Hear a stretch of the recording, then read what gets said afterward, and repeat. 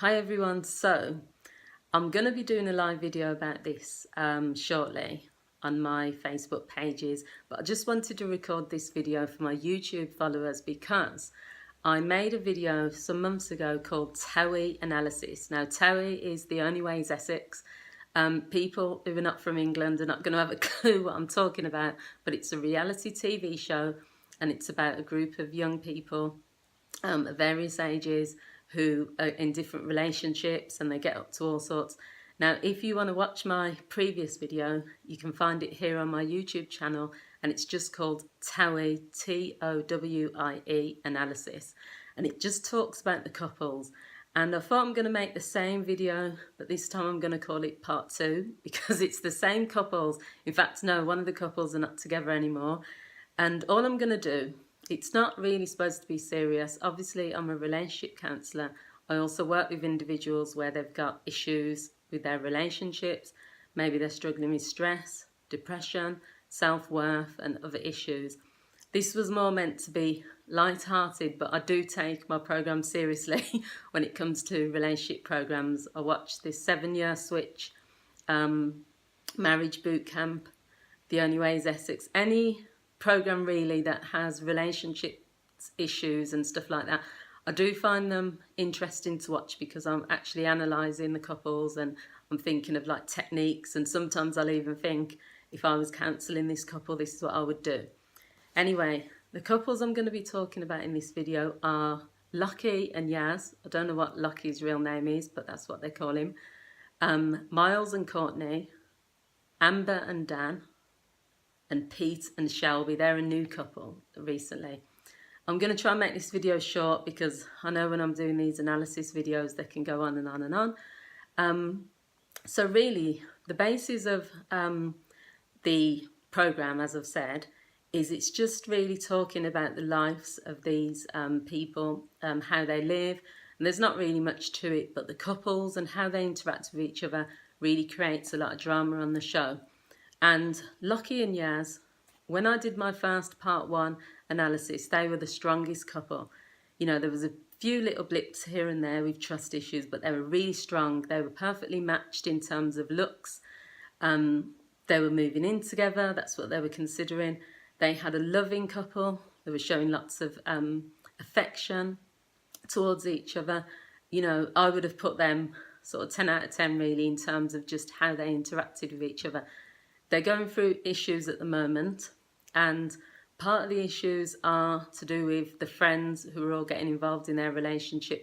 But my thing, this hasn't been said on the show, but my biggest thing that I think's going on is that Lockie is he's falling in love and he's feeling vulnerable, and he's trying to like kind of sabotage that. That's just the feeling I'm getting because I don't know, there's just something in his eyes. The intensity in his eyes tells me that he really, really loves this girl.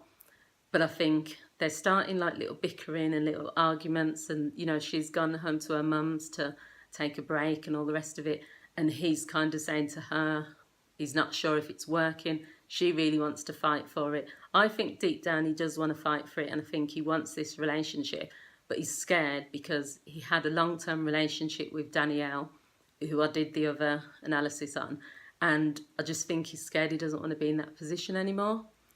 I would say that they've got a good chance of succeeding if I think in this Sunday's episode, I'm sure they're going to go for couples counselling, possibly if I saw the clip, and I do think they've got a good chance of succeeding if they do take that route, because there's not really a major issue. There's nothing major that I can say is causing the problems. I just think they're having silly arguments, but when they do have the arguments, he does go below the belt. He'll say some really nasty things to her, and he is quite aggressive in terms of the arguments. She's ending up in tears, and that is never a good thing. So I do think they've got a good chance of succeeding, but I just think it depends on how the couples therapy goes. So this next couple is called Miles and Courtney. Now, I said last time, and it's the same thing, I could do a full video on them. I could probably speak for an hour. The issue that Courtney put herself in is that she, from the beginning, has already played her cards. She's already shown this person that she's completely in love with him, that he can do what he wants, say what he wants, that she will fight for this relationship, but she's literally a doormat. And I did say that, I'm not being cruel or judgmental, but she is a doormat, because in last Sunday's episode, the way he spoke to her, he called her a dirty dog, he called her the S word, a slag. He was so aggressive and rude to her, and that was only because his perception was that she flirted with another person. Now, there's no excuse for someone to speak to someone like that. But then he ended up dumping her, or not dumping her, he just said, we're not together at the moment. And she ended up blaming herself and saying, oh, I feel really sorry for him.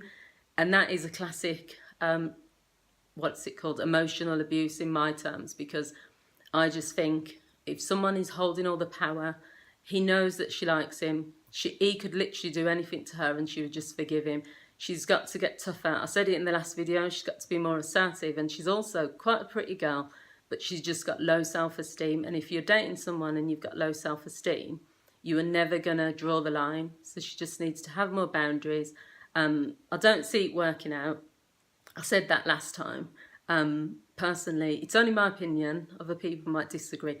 I can't see them lasting much longer, because he's just going to get bored and he keeps just playing stupid games and all the rest of it. And she's too wet. She's too much of a doormat. There's nothing there. There's nothing to... The relationship just isn't matched. You know, she will find probably someone who will treat her nice and someone who's more suited to her, but he's not. They're just not a compatible couple. That's just my opinion. And then Pete and Shelby, I'm not going to say too much on them. They're a new couple. Pete was with Megan, and I did in the last video talked about them.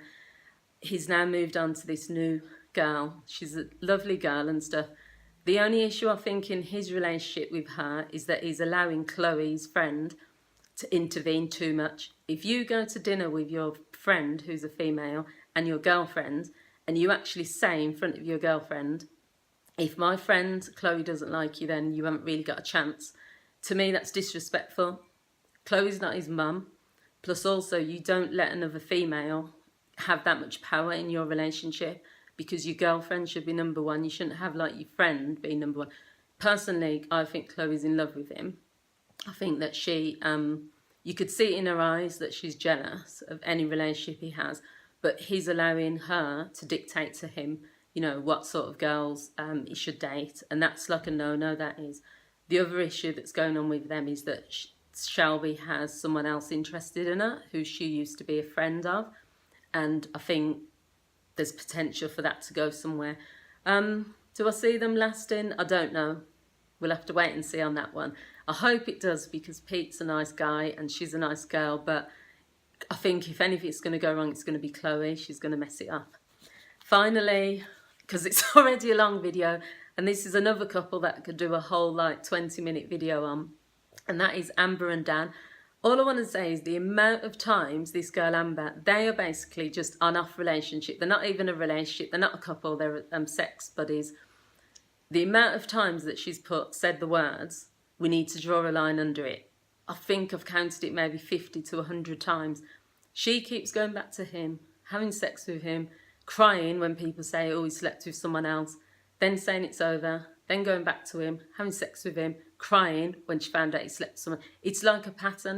This is a new series of TOWIE, and the same thing is happening. He's playing her. I mean, people say he's good looking. I think he's okay. He's not my type.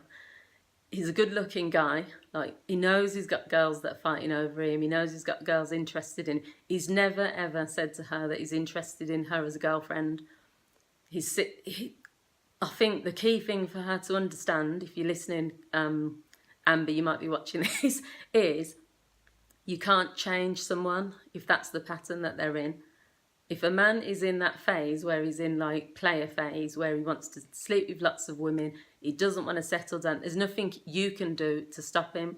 When he's ready to say he wants a relationship, then he will. But I think she's just being silly, because she is too emotionally attached to him that she will just continue to go back to him, to sleep with him, and he won't stop what he's doing, because he knows that she's there and she's going to put up with it.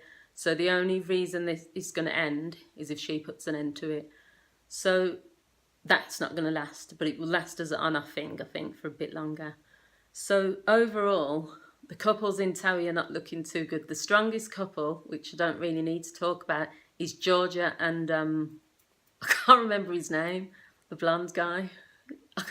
I really can't remember his name, but Georgia's the girl. His name's just gone out of my head. They're the strongest couple because they've been together a long time. They're talking about the future. They're talking about things like marriage. He defends her. He doesn't allow anyone to speak badly about her. They suit each other. They're compatible. He doesn't care if she mouths off sometimes or if she's opinionated because that's who she is. He's accepted her for who she is. They don't disrespect each other. They work well together. So I think they're the best couple on TOWIE. As for the others, I've already said my piece. Let me know what you guys think. As I said, this isn't meant to be, you know, deep, meaningful analysis. I'm just talking as an observer. What do you guys think? Let me know. I'd love to hear what you think if you watch the show. If you don't, then it's every Sunday. I think it's on at 9 or 10 on ITVB. See, I'm doing a little bit of promo here. And just watch it. Let me know. Leave your comments. Let me know what you think. Do you agree? Do you disagree? I'd love to hear what you've got to say. So as I've said, I'm going to be heading on over to Facebook in a moment to do my live videos. So you can go over there and join in the discussion because this is one of the topics I'm going to be doing. Thanks for watching, guys, and I'll see you all again soon. Bye.